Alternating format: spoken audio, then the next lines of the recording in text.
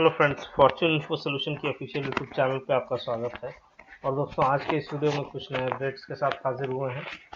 जैसा कि आप जानते हैं दोस्तों कि नीट पीजी काउंसलिंग, एमसीसी की NEET PG counselling schedule publish हो चुकी है। अभी कुछ देर पहले ही पब्लिश हुई और हमने वीडियो भी बनाया था। और साथ ही साथ एक और नोटिस पब्लिश हुई है एमसीसी की ऑफिशियल वेबसाइट में, और ये नोटिस है salient points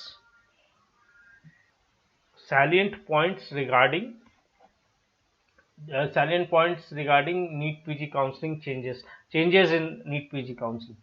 और बेसिकली क्या चेंजेस आई हैं नीट पीजी 2020 एंड 21 काउंसलिंग में, क्या चेंजेस देखने को मिलेंगी इस काउंसलिंग में, उससे रिलेटेड ये नोटिस है। और आइए देखते हैं कि इस नोटिस में क्या क्या इम्पोर्टेंट पॉइंट्स दी हुई है। पहले 2 rounds of all India quota counselling होती थी, अभी 4 rounds of all India quota counselling होगी। All India quota round 1, round 2, mop up and stay vacancy round. पहले सीट्स रिवर्ट बैक हो जाती थी second round of all India quota counselling के बाद। अब कोई भी सीट्स रिवर्ट बैक नहीं होंगी, यानी कि जिन स्टेट्स में काफ़ी अच्छी खासी colleges and medical colleges and health care institutions थी, उन स्टेट्स में अब जो ऑल इंडिया कोटा की जो सीट्स रिवर्ट बैक होती थी वो अब रिवर्ट बैक नहीं होंगी। तो कहीं ना कहीं ये उन स्टेट्स के लिए थोड़ी बहुत लॉस वाली बात है कि जो ऑल इंडिया कोटा से जो अच्छी खासी अमाउंट ऑफ सीट्स रहती थी वो रिवर्ट बैक नहीं होगी, और वो ऑल इंडिया कोटा से ही फुलफिल की जाएगी, कंप्लीट फिलअप की जाएगी। उसके बाद दूसरी पॉइंट है कि जो अनफिल्ड एनआरआई, मुस्लिम माइनॉरिटी, जैन माइनॉरिटी सीट्स है उसको रिवर्ट बैक कर दिया जाता था। उन्हीं के डीम्ड जिस यूनिवर्सिटीज़ की वो सीट्स रहती थी उन्हीं को रिवर्ट बैक कर दिया जाता था मॉप अप राउंड और स्टे वैकेंसी राउंड्स के लिए। इस बार ऐसा नहीं होगा। जो अनफिल्ड एनआरआई, मुस्लिम माइनॉरिटी, जैन माइनॉरिटी सीट्स हैं, वो सीट्स जो हैं वो इंडियन नेशनल सीट्स में कन्वर्ट की जाएंगी। और जो जितने भी कैंडिडेट्स हैं, अगर वो सारे एलिजिबल कैंडिडेट्स की लिस्ट ख़त्म हो जाती है, उन सबको अलॉटमेंट हो जाती है, उसके बाद भी अगर सीट्स बचती हैं तो वो इंडियन नेशनल सीट्स में कन्वर्ट कर दी जाएंगी।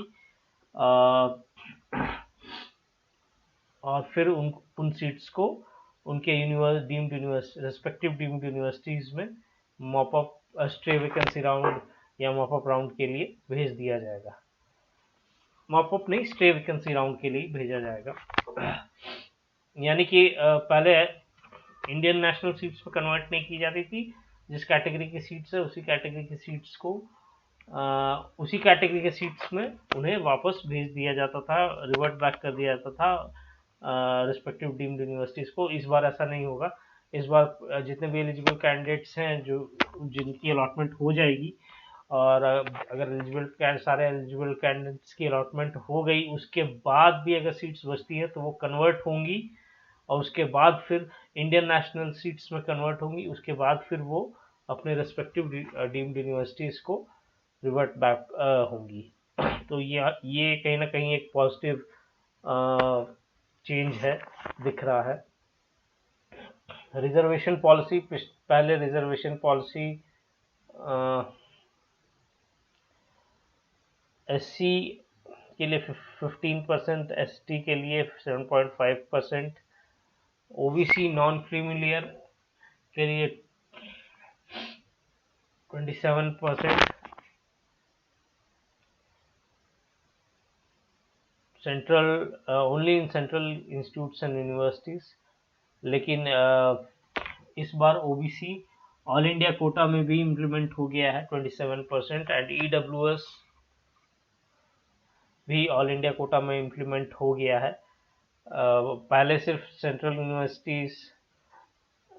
इंस्टीट्यूट्स एंड यूनिवर्सिटीज़ में एप्लीकेबल था, और अब वैसा नहीं है। पीडब्ल्यूडी की रिजर्वेशन 5% जो पहले थी वो वैसे ही है। डीएनबी काउंसलिंग जो है वो एमसीसी पहले नहीं कंडक्ट करवाती थी। इस बार जो है डीएनबी एमसीसी कंडक्ट करवाएगी और वो क्लब हो जाएगी, यानी कि आपको एमसीसी की भी काउंसलिंग की डैशबोर्ड में सीट्स अवेलेबल रहेंगी, ब्रांचेस अवेलेबल रहेंगी। साथ ही साथ डीएनबी की भी सीट्स और ब्रांचेस अवेलेबल रहेंगी आपको आपके डैशबोर्ड में। काउंसलिंग की जो आपकी डैशबोर्ड रहेगी उसमें भी डीएनबी की भी seats of various branches of various hospitals and medical colleges या इंस्टीट्यूट्स की seats in different branches available रहेंगी। आप दोनों में फिलअप कर सकते हैं। लेकिन हाँ, राउंड 2 और राउंड 3 फ्री एग्जिट नहीं होती है। इस चीज़ का ध्यान रखिएगा, क्योंकि अगर आपको फर्स्ट राउंड में मिल जाती है, आप फर्स्ट राउंड में अगर आपको मिलती है आप छोड़ देते हैं, फ्री एग्जिट रहती है एमसीसी की भी काउंसलिंग में और डीएनबी की भी काउंसलिंग में फर्स्ट राउंड में। लेकिन अगर आपको सेकंड राउंड में एमसीसी की एमएसएमडी कोर्सेस या पीजी डिप्लोमा कोर्सेज के लिए अगर आपको अलॉटमेंट हो जाती है तो आप डीएनबी में फिर आप, और अगर आपको एक बार अलॉटमेंट हो गई और आपने उस अलॉटमेंट को एक्सेप्ट कर लिया तो फिर आप डीएनबी के लिए नहीं अप्लाई कर सकते हैं। या फिर आपको डीएनबी में अलॉटमेंट हो गई और आपने एक्सेप्ट कर लिया, क्योंकि second round third round MCC as well as DNB counselling सबके लिए फ्री एग्जिट नहीं होती है। अगर आप डीएनबी के लिए सेकेंड राउंड या थर्ड राउंड में एक्सेप्ट कर लिया तो आप state counselling, MCC counselling as well as DNB counselling के लिए एलिजिबल नहीं रहते। आपको उसी सीट को लेके एडमिशन प्रोसेस कंप्लीट करना पड़ता है। हाँ, अपग्रेडेशन की आपके पास ऑप्शन रहेगी और अपग्रेडेशन आप भले ही कर सकते हैं, लेकिन उसे फोरफिट नहीं कर सकते हैं। अगर आपने उसे आप छोड़ नहीं सकते। अगर आपने सीट अलॉटमेंट नहीं ली तो आप एग्जिट हो जाएंगे काउंसलिंग से, और आपकी जो डिपॉजिट की अमाउंट होगी एमसीसी की वो डिडक्ट हो जाएगी, चाहे वो 2 लाख डीम्ड यूनिवर्सिटीज़ की हो या ऑल इंडिया कोटा की 25,000 हो। तो ये चीज़ ध्यान में रखिएगा कि एक बार आपको अलॉटमेंट हो गई तो आप state as well as central level counselling में फिर आगे प्रोसीड नहीं कर सकते हैं।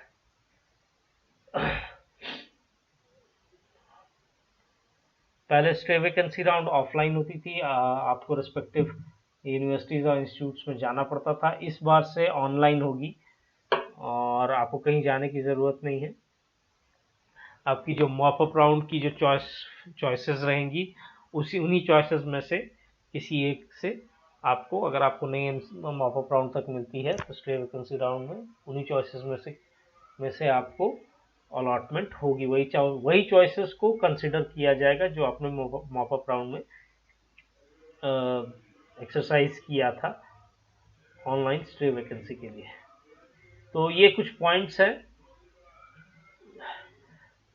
जो कि इम्पोर्टेंट पॉइंट्स हैं, क्या चेंजेस आई हैं। तो इस वीडियो में दोस्तों इतनी ही अपडेट्स है। अगले वीडियो में कुछ और न्यू अपडेट्स के साथ हाजिर होंगे। और अगर न्यू इन्फॉर्मेशन बुलेटिन आती है एमसीसी नीट पीजी काउंसलिंग में तो उसमें भी कुछ और काफ़ी सारी चेंजेस हो सकती है हों। अगर वो आती हैं तो वो भी देखेंगे कि क्या क्या चेंजेस आती हैं, और उस पर भी हम एक वीडियो बनाएंगे और बताएंगे कि क्या चेंजेस आई हैं कंपेयर टू क्या चेंजेस थी पिछले साल। क्योंकि पिछले साल कोविड की सिचुएशन आई थी, कोविड क्राइसिस हुई थी, तो काफ़ी सारे रूल्स चेंज हो गए थे।